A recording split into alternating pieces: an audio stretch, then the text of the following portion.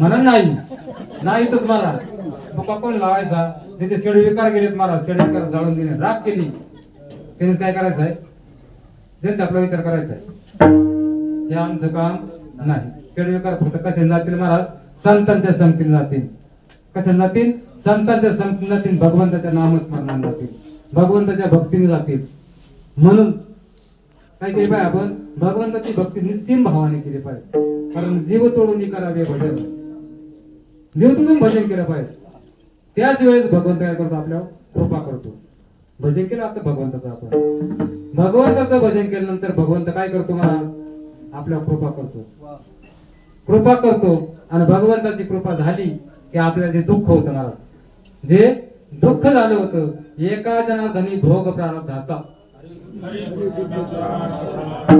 जरा जणाला सांगतो नाही ना तुम्हाला सांगतात की भगवंताची कृपा झाल्याबरोबर सगळे लोक काय केले संपून गेले म्हणून भगवंताची कृपा होईपर्यंत आपण काय केलं पाहिजे भजन केलं पाहिजे भगवंताची कृपा होईपर्यंत आपण वारी केली पाहिजे भगवंताची कृपा होईपर्यंत आपण भगवंताची सेवा करणं गरजेचं आहे जोवरी हा बोध मनाशी भेटे ना तोवरी या साधना बसायची लागेल जोपर्यंत बोध मनाला भेटत नाही जोपर्यंत बोध मनाला भेटत नाही तोपर्यंत आपल्याला सगळ्या गोष्टी अप टू डेट कराव्याच लागतील देवपूजा करावीच लागेल वारी करावंच लागेल कोणा तरी पाया आम्ही लय ताट आम्ही तुमचं सांगत बरं का मी आम्ही पक्क्या पार शेरांडाच्या आवडत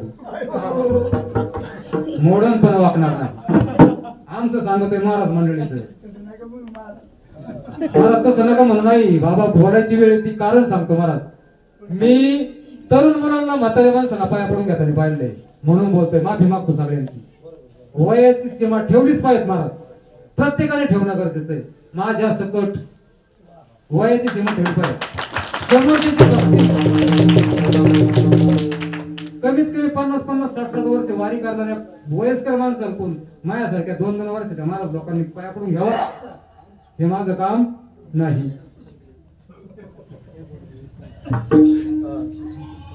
सत शिकलं म्हणून त्या भगवंताची भक्ती काय केली पाहिजे आपण मनोभावी करावी पूजा आरती शेवटी राम नाम येईल तुझ्या सांगाती शेवटी जर आपल्याला काय घेऊन जायचं असेल तर फक्त काय येईल आपल्या बरोबर शेती वाडी गाया म्हशी बायका पोरं गाडी बांगला काही संग येणार नाही शेवटी काय येईल भगवंताचं नाम बरोबर येईल महाराज काय येईल नाम बरोबर येईल आणि नाम जर बरोबर न्यायचं असेल तर महाराज आपल्याला त्या नामदेवरायासारखी भक्ती करावं लागेल कोणासारखी नामदेवरायासारखी भक्ती करावं लागेल कशी केली त्यांनी अभंगाचं 4थं चरण मामा म्हणे गाय दूध एका सारा मामा म्हणे गाय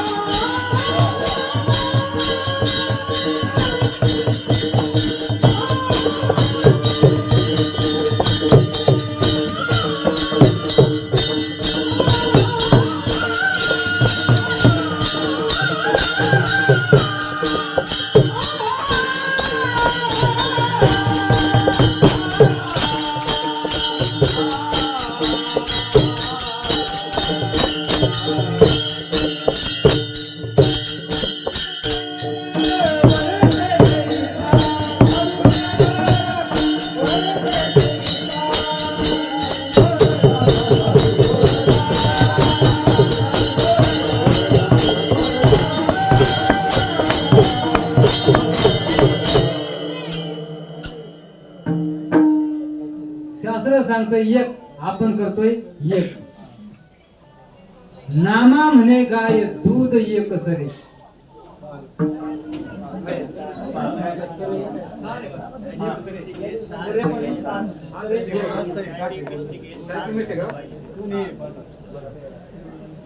नामा म्हणे गाय दूध एक सार. सॉरी आता चुकलं असेल माझ्याकडून, ती प्रिंटिंग मिस्टेक, मी त्याला काय मला होत नाही. आपलाच नाही, सर्व संप्रदायामध्ये सध्या ते दुपाट भेद दोन. हा पण सार ठीक. चालेल, ठीक आहे ना. हा तसं आपण असणं गरजेचं आहे. जशा तू ही वस्तू एकाच ठिकाणी येतात. दूध गाई जवळ आहे आणि गाई तुझा जवळ आहे, दोही एकच आहेत. आमच्या बाबांनी हे उदाहरण सांगायचे, 1-2 मिनिटांमध्ये उदाहरण सांगतो आणि सेवा संपवतो. बाबा म्हणायचे दूध गाईच्या कासत आहे, दूध पुढे गाईच्या कासत आहे का चाऱ्यात आहे. मला आता मोठा प्रश्न, शेवटचा प्रश्न सोडून घेऊ आपण. काकडा घ्यायला नंतर, कारण प्रश्न सोडणं जरा अवघड आहे. काय अवघड आहे, कारण गाय जर उपाय ठेवते दूध देत आणि नेमक चार आणून दूध निघाल गाव कुट्टीत घालून दूध निघू शकत नाही. सगळे शेतकरी मंडळी दूध निघू शकत. याला दोघींचा संगम असणं गरजेचं आहे. दोघींना एकत्र येणं गरजेचं आहे. आणि दूध काढा तिसरा काय पाहिजे, दूध काढा काय पाहिजे, हा दुसरं दूध काढायला वासरू पाहिजे. मला वासराशिवाय दूध निघू शकत. पिढींचा काय झाला पाहिजे, त्रिवेणी संगम झाला पाहिजे. आपण सुद्धा इथं पुढे उभे येतात, संगम उभे येतात. कोणता संगम आहे हा, भीमा आणि भामा संगम उभे आपण. भक्तीत सुद्धा संगम होणं गरजेचं आहे. देव भक्त आणि नाम, जोपर्यंत त्रिवेणी संगम होत नाही तोपर्यंत आपल्याला भक्तीचं वर्म कळू शकत नाही. आणि ते जर वर्म कळून घ्यायचं असेल तर आपल्याला भजन कोणाचं करावं लागेल, ज्ञानेश्वर माऊली